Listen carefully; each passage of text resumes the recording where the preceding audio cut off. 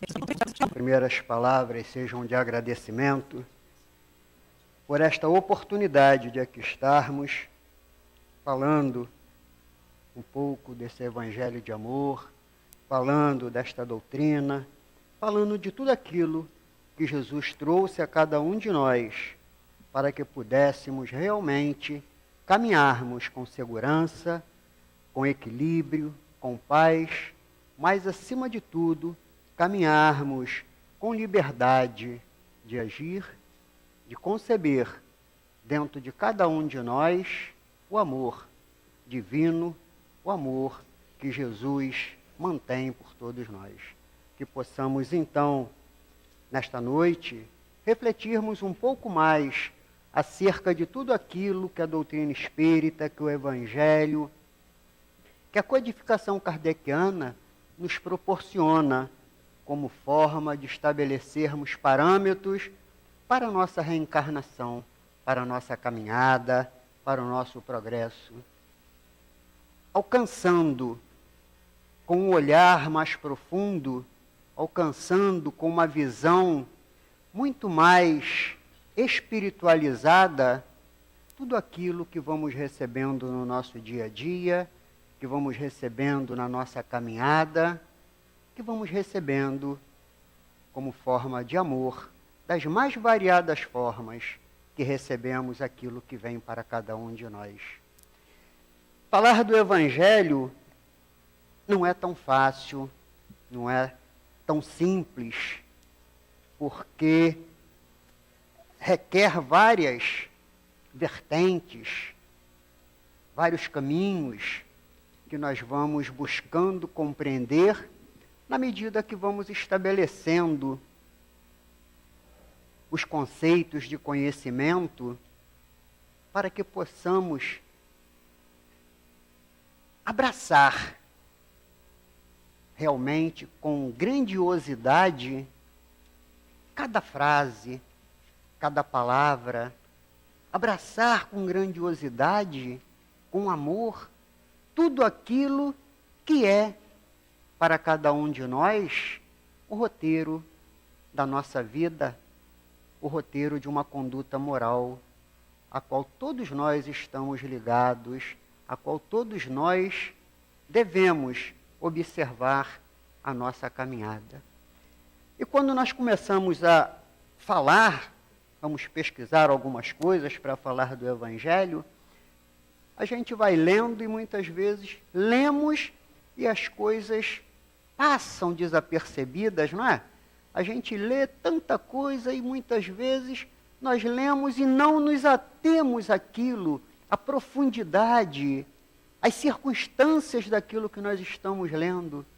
E passamos de uma forma superficial dentro de uma leitura que muitas vezes vamos retornar mais à frente um pouco mais amadurecido, muitas vezes um pouco mais envolvidos, e vamos falar, meu Deus, como eu passei por isso aqui, nunca tinha percebido a beleza, a grandiosidade, a profundidade, porque nós ainda não estávamos naquele momento realmente com a nossa semeadura, com o nosso terreno pronto para recebermos aquele adubo, não a semente, porque a semente todos nós temos.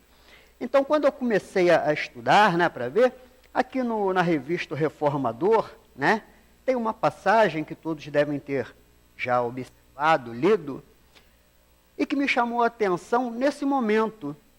E diz assim para a gente: uma jovem de Lyon, de passagem por Paris, resolveu fazer uma visita de cortesia ao codificador da doutrina espírita, uma jovem. E foi à casa de Leon Denis, de Kardec, né?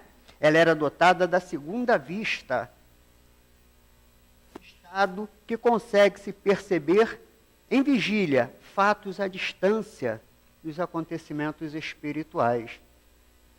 Foi recebida gentilmente pela senhora Allan Kardec, a qual, tomando conhecimento do precioso dom mediúnico da visitante, perguntou-lhe, dada a ausência de seu esposo, se ela não poderia transportar-se em espírito até onde ele se encontrava para vê-lo. Olha a pergunta que a esposa de Kardec faz a essa jovem, né? A moça se recolheu por um instante em silêncio e passou a descrever o que via. E o que via a visitante? Vamos acompanhando mentalmente para que a gente reflita a grandiosidade do que é o Evangelho segundo o Espiritismo, né? E o que via a visitante? Kardec, num aposento muito iluminado, no pavimento térreo, onde haviam 3 janelas. O ambiente era alegre. A casa circundada por jardins, árvores, flores. Havia muita calma e tranquilidade.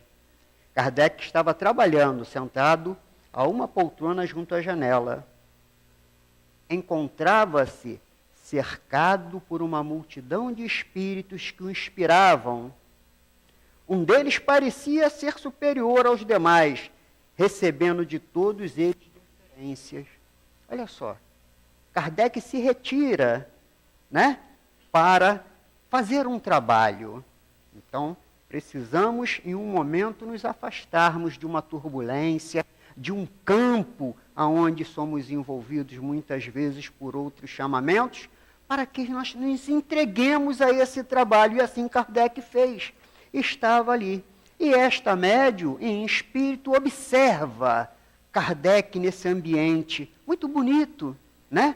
Mas o que é mais bonito do que os jardins e as flores? O que é mais importante nesse relato que ela traz para a esposa de Kardec?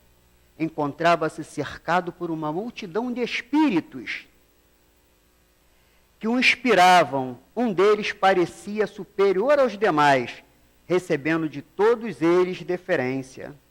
A senhora Kardec, surpresa com a descrição, perguntou-lhe se ela podia perceber a natureza do trabalho com o qual se ocupava seu marido. A jovem clarividente pediu um momento e, em seguida, disse que via um espírito segurando um livro de grandes proporções. Ele o abre e lhe mostra o que estava escrito. Ela lê: Evangelho. Kardec, mais tarde, quando termina a obra, retorna para o convívio familiar, né? Kardec, mais tarde, confirmou tudo quanto a jovem vidente dissera, desde a descrição preciosa do ambiente e da peça onde se acomodara para os seus estudos, para os seus escritos, até a obra que estava elaborando em segredo sobre o Evangelho do Cristo. Imaginem o que chega às nossas mãos aqui, a origem. O que nós temos nas mãos hoje para compulsarmos, como diz Antônio de Aquino, a origem do Evangelho de Jesus para cada um de nós. A pleiade de espíritos que ali se reuniam junto a Kardec para orientá-lo, direcioná-lo, preparar toda uma estrutura para que cada um de nós, espíritos ainda caminhantes para a luz, pudéssemos ter um roteiro seguro, aonde, guiado pelo amor do Cristo, alcançássemos com equilíbrio, com segurança, com paz, a nossa destinação. Então, o Evangelho, nós compulsamos, lemos, revisamos muitas vezes, mas e o aprofundamento da essência crística que se encontra embutido nessas palavras, nesses depoimentos dos Espíritos, nessas instruções desses Espíritos abnegados? Será que nós já estamos conseguindo rever os nossos conceitos, rever as nossas posturas, rever as nossas constituições psíquicas e espirituais para nos amoldarmos a esta nova era, a era de transição, a qual nós estamos vivenciando nesse momento? E o Evangelho vem trazer a cada um de nós a paz, a segurança, a confiança, a serenidade, o estímulo, mostrando que o amor do Cristo por todos nós irá nos sustentar nos nossos embates e ultrapassarmos as barreiras que ainda nos retêm nas esferas mais difíceis das nossas próprias consciências. Isso é o Evangelho que a doutrina traz para todos nós. Que Kardec, envolvido por essa pleide de espíritos superiores, tendo sob a tutela do Senhor Jesus, organizou, preparou. E a doutrina espírita vem neste momento acalentar os nossos corações, mostrar a cada um de nós a necessidade que precisamos ter no enfrentamento das realizações da nossa reencarnação, não mais com a busca incessante, desenfreada, com a busca do ter, da conquista da posse efêmera, mas agora da busca constante, incessante do ser espiritual que cada um de nós é. A renovação, o sentido da construção do amor através do expurgo das nossas mazelas pretéritas. A reencarnação oferece a cada um de nós. Então, compreendendo esta passagem de Kardec, nós já vamos observando o quanto nós precisamos valorizar o que a doutrina espírita traz para cada um de nós.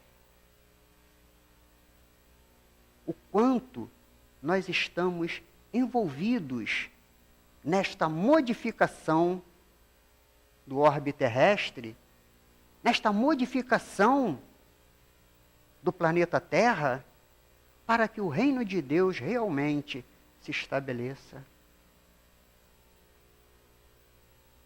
Domingo, nós tivemos no Centro Espírita Inácio Bittencourt encontro sobre Jesus. E no estudo, nós vamos descobrindo tantas coisas que nós sabemos, mas que naquele momento vão sendo reviradas dentro de cada um de nós e tomam um significado muito maior na nossa vida, embora nós tivéssemos aquilo guardado como se estivesse dentro de uma gaveta, através de um conhecimento. Mas quando nós reviramos aquilo ali, quando nós renovamos aquele manancial de conhecimento, nós começamos a valorizar a nossa vida, a nossa reencarnação, as nossas atitudes. Começamos a valorizar os nossos semelhantes. E quando Jesus, junto com Nicodemos, é questionado, quando diz: ninguém pode ver o reino de Deus se não nascer de novo. E o que nós entendemos nesse momento, porque tem esta passagem, eu até grifei aqui também na página do Antônio de Aquino, o que vem a ser ver o reino de Deus. Como Jesus explica para todos nós que ninguém pode ver o reino de Deus se não nascer de novo. É o capítulo 4 do Evangelho segundo o Espiritismo. Mas este ver não é com os olhos. Porque Jesus diz para todos nós: o reino de Deus está em vós. E este ver, ele tem o significado de sentir, de vivenciar, através de uma construção do sentimento mais puro que Jesus trouxe para cada um de nós, que é o amor sincero. O reino de Deus está em vós. Como é que nós estamos construindo o reino do Senhor, o reino do Pai, dentro de cada um de nós? como nós estamos nos movimentando com estes conhecimentos que chegam a cada um de nós. Espíritos elevadíssimos nos municiam com informações, nos oferecem a todo momento caminhos seguros para que nós caminhemos. Mas precisamos, meus irmãos, ver o reino de Deus, ou seja, construí-lo através da nossa modificação como trabalhadores da seara do Cristo. É um momento de transição, é um momento em que o planeta vivencia as turbulências aonde cada um de nós devemos nos colocar como trabalhadores do Senhor Jesus. Devemos abrir mão dos nossos interesses menores, abrir mão das nossas prioridades materiais, para que o reino de Deus se estabeleça dentro de cada um de nós. E Antônio de Aquino vem mostrando para cada um de nós nessa página que vocês têm em mãos. Mas esta página, ela em cima, um ponto do Evangelho segundo o Espiritismo, que é a instrução dos Espíritos, que fala da nova era. E ainda dentro do, compulsando, né,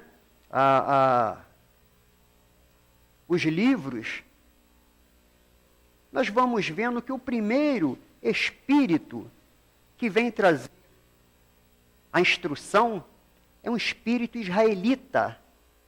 Ele só é precedido pelo Espírito de verdade, que está no prefácio do Evangelho segundo o Espiritismo, não é? Ele só é precedido pelo Espírito de verdade. No prefácio, os Espíritos do Senhor, que são as virtudes dos céus, e tudo mais, que está no prefácio, Espírito de verdade. E na nova era, vem esse Espírito israelita, em 1861. E ele traz para a gente quando ele diz assim: Deus é único e Moisés é o Espírito que Deus enviou em missão para fazer com que ele fosse conhecido não somente dos hebreus, mas também dos povos pagãos. E vem todo aquele estudo que nós já estamos acostumados, né? Mas existem alguns pontos que o Evangelho precisa ser trazido para que esse reino de Deus, efetivamente, ele se concretize dentro de cada um de nós. Porque, como a companheira falou, os estudos servem para que nós movimentemos as nossas entranhas psíquicas, através do conhecimento, em mudanças daquilo que não é mais próprio para o espírito imortal, mas que ainda é relativamente aceitável pelo um corpo material.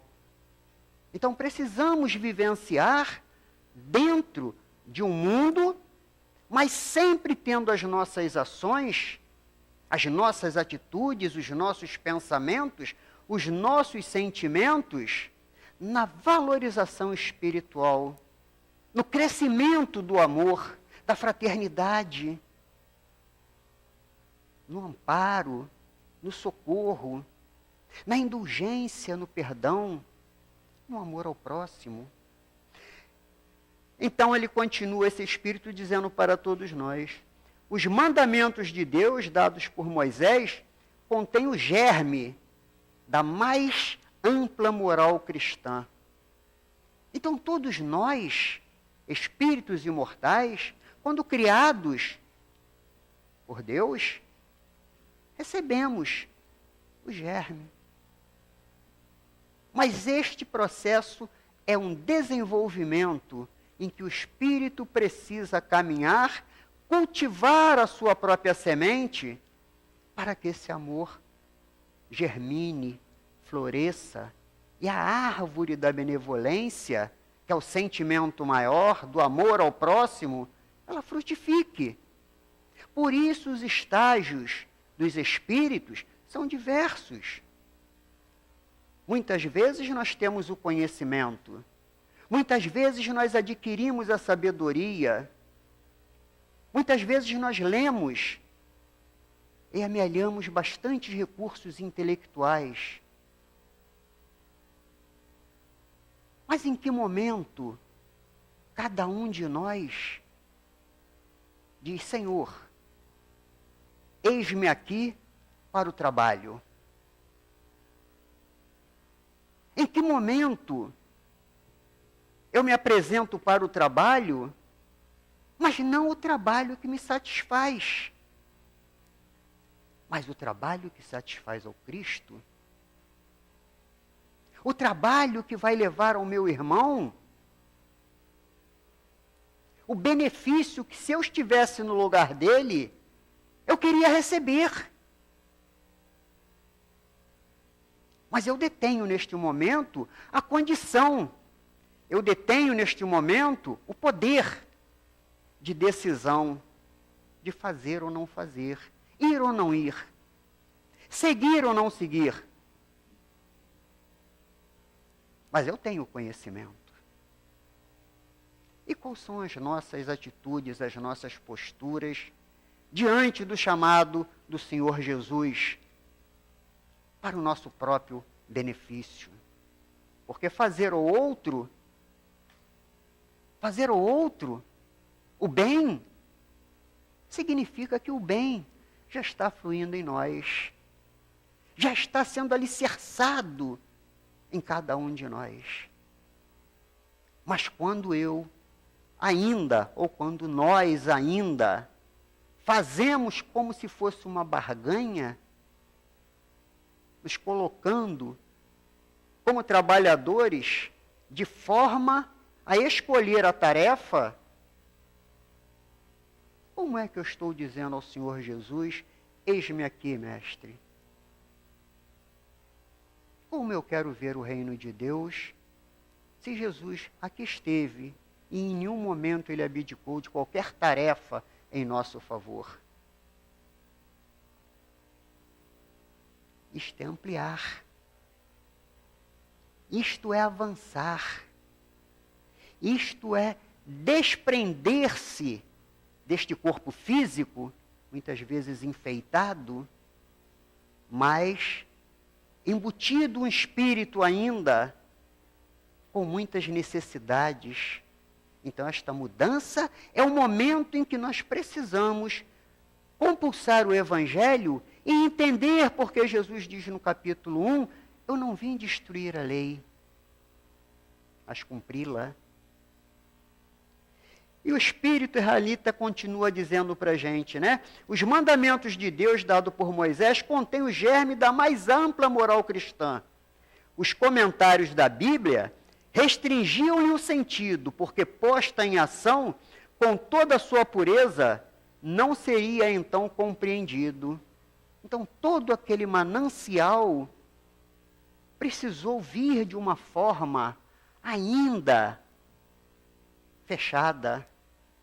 Precisou ainda vir de uma maneira aonde as mentes acompanhassem o progresso, a evolução da ciência, para que o desenvolvimento intelectual pudesse dar alicerce, consubstanciar as palavras do Senhor Jesus, não de uma maneira efêmera, não de uma maneira vazia, mas de uma maneira peremptória, mostrando ao Espírito a sua verdadeira destinação, o seu verdadeiro caminhar, a sua verdadeira meta.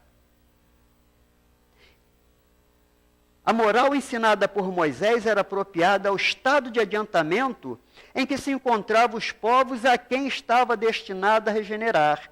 Esses povos semi-selvagens, quanto ao aperfeiçoamento da alma, não teriam compreendido que se pudesse adorar a Deus sem a realização do holocausto, nem que fosse preciso perdoar a um inimigo.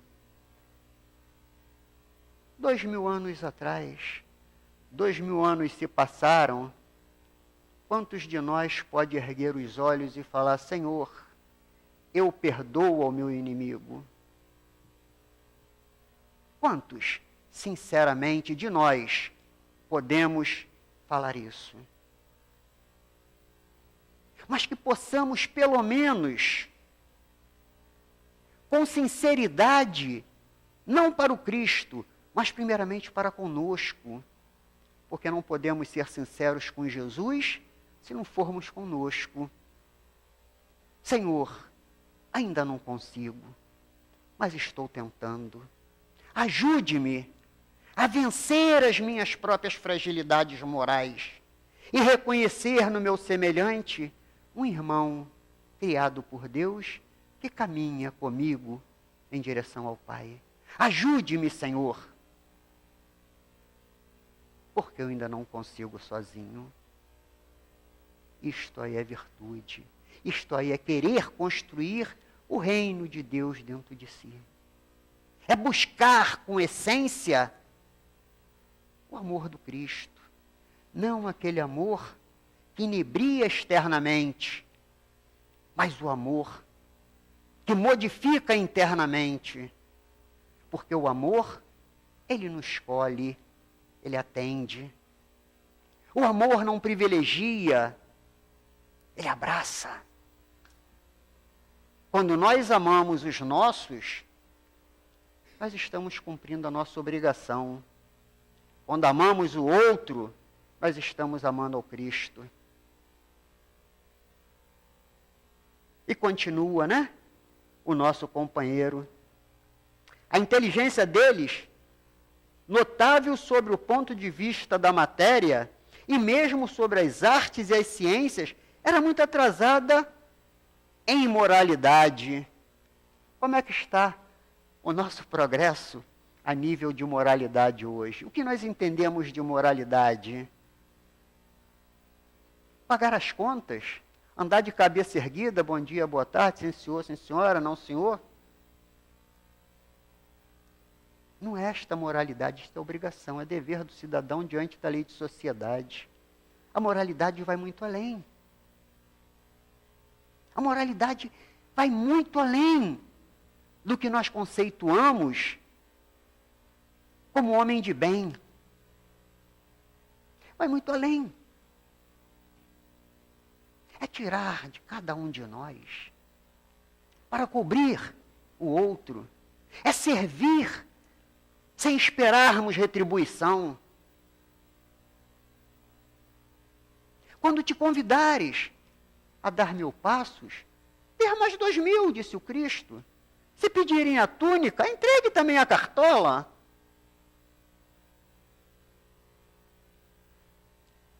Aí começamos nós, mergulhando no Evangelho do Senhor Jesus, a construir o reino de Deus dentro de nós. Quando começamos a abrir mão de cada um de nós para que o reino de Deus se estabeleça na terra. É o trabalho, primeiramente dentro de cada um de nós. Quando o orbe terrestre estava em elaboração, Jesus já era espírito perfeito. Se reuniu, como conta Emmanuel, no livro A Caminho da Luz, pela psicografia de Francisco Cândido Xavier, no sol, para organizar e dirigir os destinos desse planeta que iria nos acolher.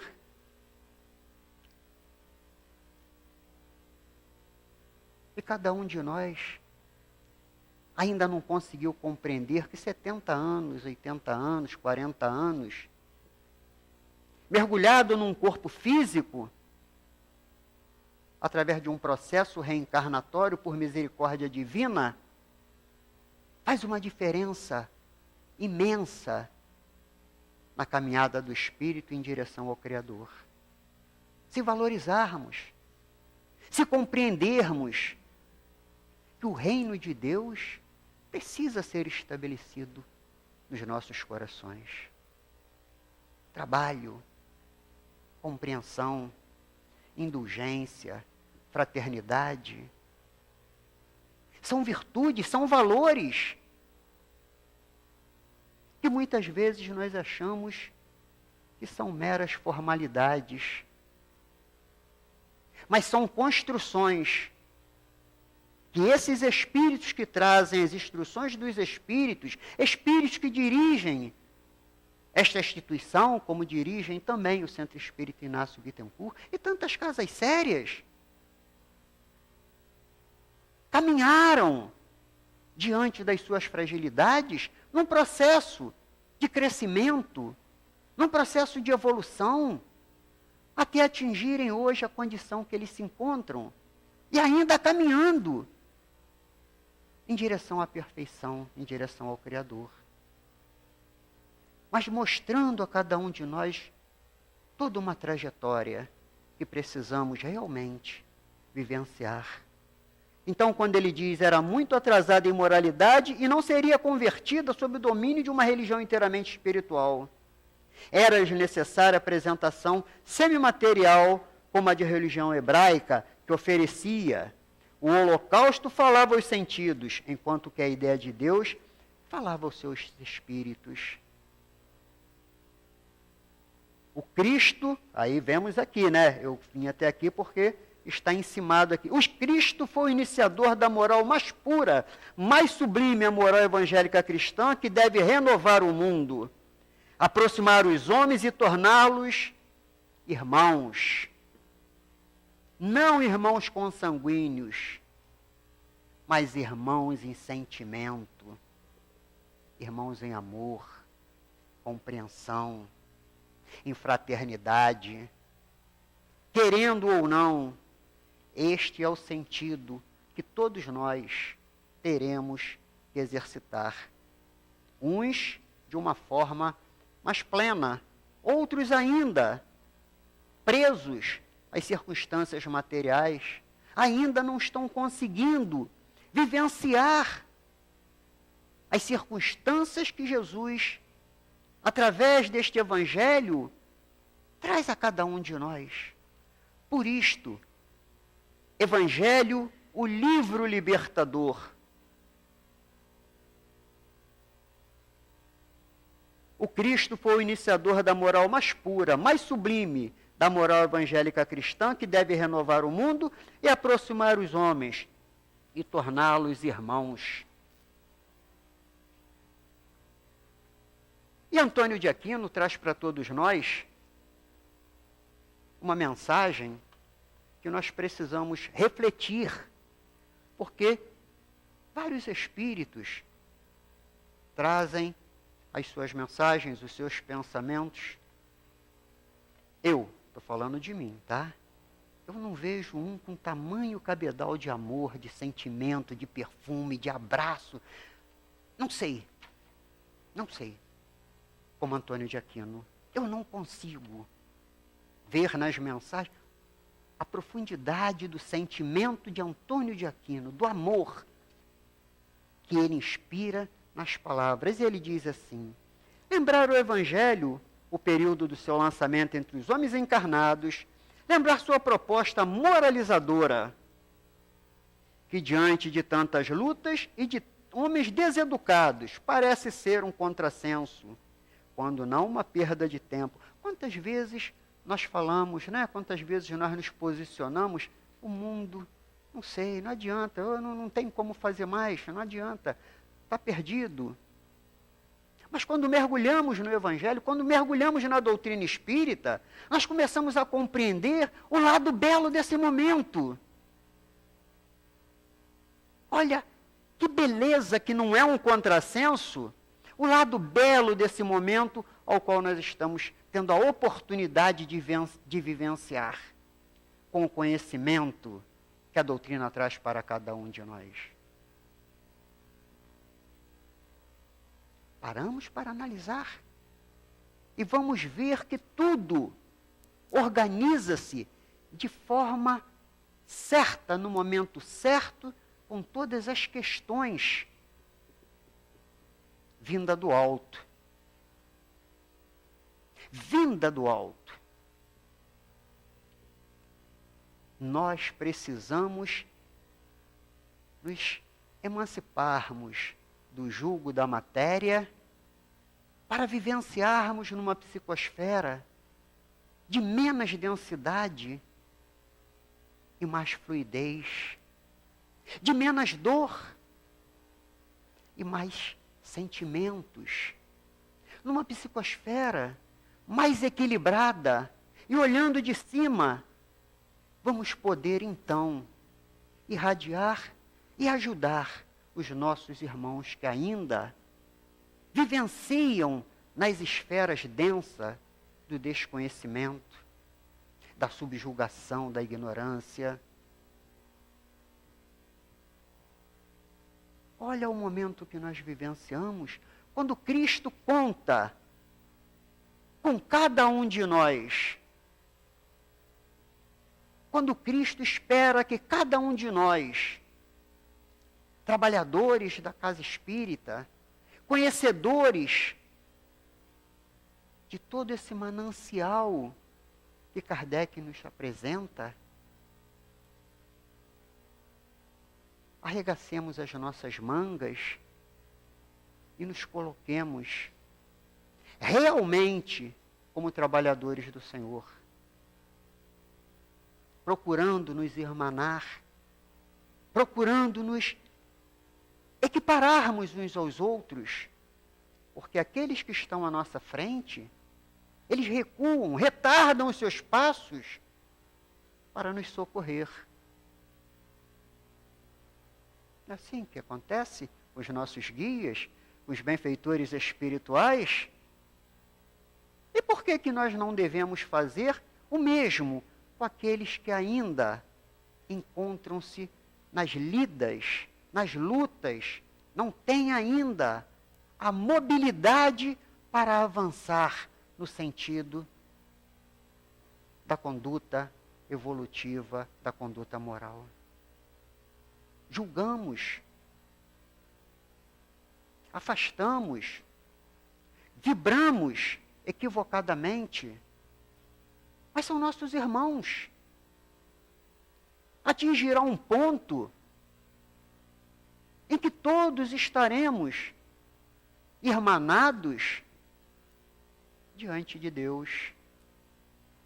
Nenhuma das ovelhas que meu Pai me confiou se perderá. Ele é o pastor. As ovelhas somos nós. E por que não nos ajudarmos? Por que não sentirmos um momento de transformação, de modificação do planeta? Um momento em que cada um de nós precisa alicerçar a construção do reino de Deus dentro de si, dentro dos seus corações. Então, Antônio de Aquino vem mostrando para a gente, quando ele diz assim: ora, e o que é o Evangelho? Ora, e o que o Evangelho nos traz de novo? Aparentemente nada. Lembra quando eu falei no início que muitas vezes nós lemos? Nós lemos. Quantas vezes nós lemos a página e saímos da casa espírita, aí o companheiro vai recolher várias páginas sobre a cadeira, sobre o banco? Isto aqui é uma pérola, é uma preciosidade. Isso aqui é de Antônio de Aquino. O Espírito que envolve a cada um de nós com amor. Então ele diz: ora, e o que é que o Evangelho nos traz de novo? Aparentemente nada. Moralmente, tudo. Porque a nossa estada momentânea da intelectualidade, ela está bastante evoluída. Ela está bastante avançada. Hoje temos um problema cardíaco e vai-se ali substituir o coração, né? Faz um transplante, o fígado, o rins. Perdemos a perna, coloca-se uma prótese. Olha só. Em que momento nós podemos ter uma cirurgia moral? Isto é construção de cada espírito. Isso é construção própria. Isso é construção do espírito que vivencia os postulados do Cristo dentro de si. Na luta, no esforço, na dedicação. Porque por mais bem que nós façamos em uma encarnação, não atingiremos a perfeição. Não desencarnaremos como espíritos puros. É um processo de construção que requer encarnações sucessivas até atingirmos a maturidade, como Antônio de Aquino fala, a maturidade moral para vivenciarmos realmente o mundo espiritual, não a erraticidade, indo e retornando para as nossas expiações, para as nossas provas. Em que ponto nós estaremos vivenciando a vida espiritual? Quando atingirmos esta maturidade moral, quando a matéria não tiver mais julgo sobre cada um de nós, quando o reino de Deus realmente já fizer parte de uma elaboração constante da nossa mente e dos nossos sentimentos, aí vivenciaremos realmente o mundo espiritual. Então, quando Antônio de Aquino diz, moralmente tudo, porque cada indivíduo em cada época o lê de acordo com as suas necessidades morais e espirituais, descobrindo um brilho novo e uma mensagem suficiente para o seu coração necessitado. Como é que nós estamos lendo o Evangelho? Como é que nós estamos recebendo o convite que a irmã fez para vir a casa estudar, para participar? Quantas vezes nós abrimos mão do nosso progresso de construção do reino de Deus em nossos corações para estarmos em casa, na ociosidade? Muitas vezes estarmos em casa com construções mentais equivocadas, porque não atinamos a responsabilidade que o espírito tem diante da sua própria consciência, quando ele assume o mergulho na carne através da reencarnação. Isto é consciência espiritual. Viver no mundo, diante da sociedade, caracteriza o espírito reencarnado neste momento. Mas vivenciar no mundo, valorizando a construção espiritual, é para aqueles que já almejam, já vislumbram e já trabalham com uma visão muito mais ampla, a visão que o Cristo nos trouxe quando aqui esteve, a visão da vida futura. Somos espíritos vivenciando uma experiência material. Não somos um corpo vivenciando uma experiência espiritual. Ao retorno à nossa verdadeira casa, à nossa verdadeira pátria, estaremos diante, não de um julgamento divino, mas do espelho crítico da nossa própria consciência. O que fizeste de todo o manancial que te foi ofertado para o teu progresso? Aí nós vamos também no Evangelho ver a parábola dos talentos. Recebemos os nossos talentos, não tem ninguém aqui de cadeira de roda, de muleta, todos estão bem. Como é que estamos utilizando a nossa saúde, o nosso intelecto, as nossas disponibilidades, o nosso tempo? Como é que estamos compreendendo o nosso olhar para o nosso semelhante? Mergulhando muitas vezes não na exteriorização da aparência, mas mergulhando na necessidade psíquica que aquele companheiro vivencia e não deixa transparecer como um grito de socorro, e nós não o vemos porque estamos ainda preocupados com as nossas atividades materiais.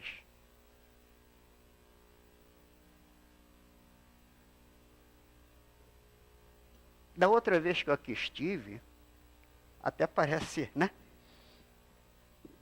Eu não sei, mas eu fiz uma colocação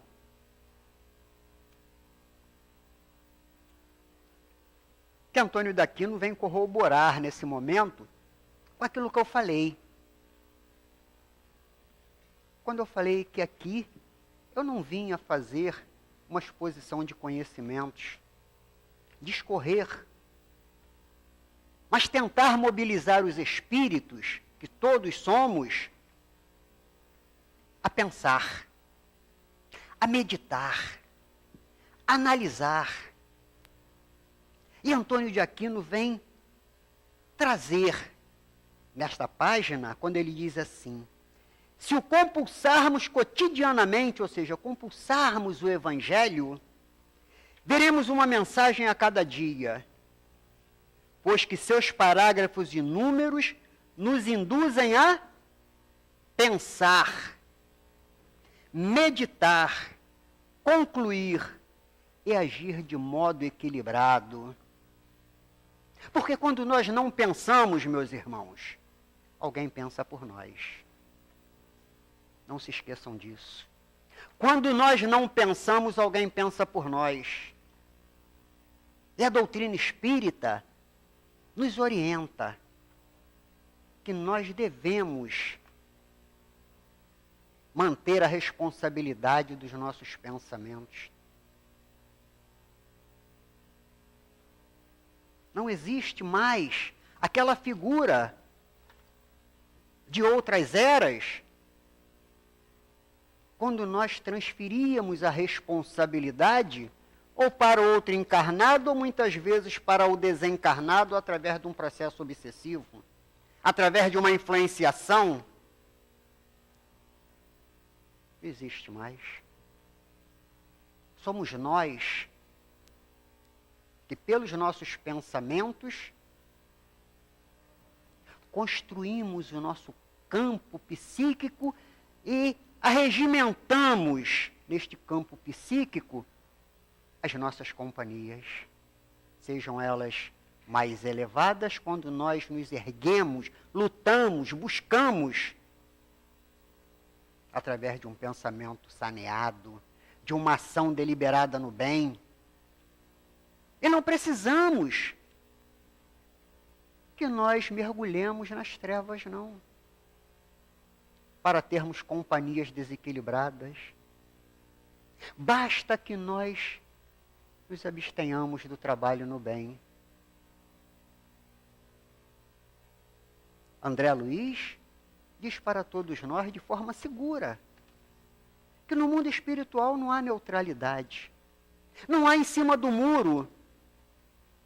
E se o Senhor Jesus traz a todos nós a assertiva de que o Filho do Homem não veio para ser servido, e sim para servir, como nós estamos nos posicionando com a reencarnação, na construção do reino de Deus dentro de cada um de nós, se não estamos buscando o trabalho renovador, a construção desse reino? Então, quando eu falei da outra vez que aqui eu estive, convidar a pensar é avaliar, que muitas vezes, o espírito encarnado, invigilante, ele julga-se sozinho. Ele julga-se alheio, porque está num local totalmente afastado da grande massa. Mas esquece-se que em torno de si existe uma multidão de testemunhas.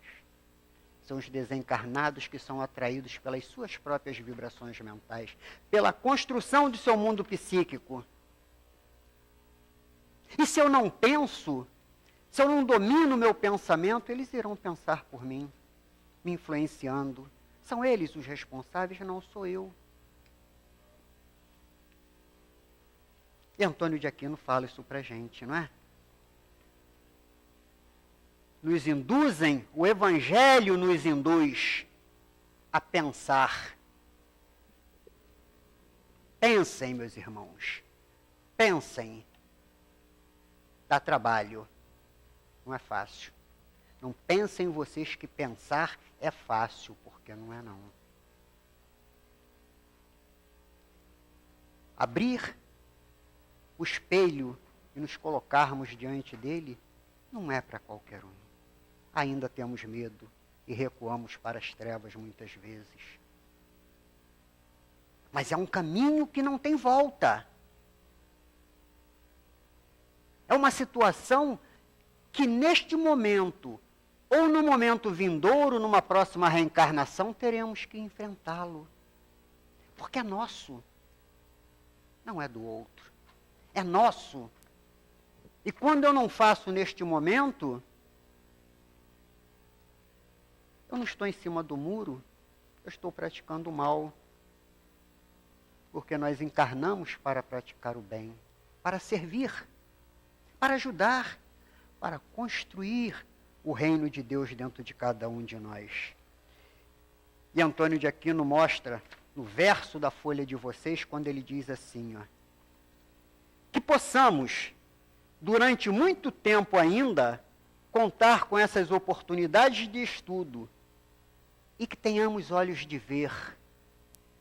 Não é mais o ver o Evangelho materializado, é ver o reino de Deus consubstanciando-se nessas palavras que aqui estão e vivenciando dentro de cada um de nós de forma efetiva. Isto é ter os olhos de ver, não é o olhar, é vivenciar, é caminhar, é buscar, meus irmãos, para acompanhar, né, os ensinamentos do Senhor Jesus. Infelizmente, a hora nos convida a encerrar, mas que todos nós, ao sairmos daqui, ao retornarmos aos nossos lares, façamos uma reflexão. Como estão os nossos pensamentos? Como eu estou disciplinando os meus pensamentos, como diz Leon Denis, em direção ao mais alto? Que Jesus nos abençoe e que este livro não seja apenas mais um na nossa coletânea, na nossa estante. Que este livro seja a nossa vivência na nossa reencarnação. Que Jesus nos abençoe.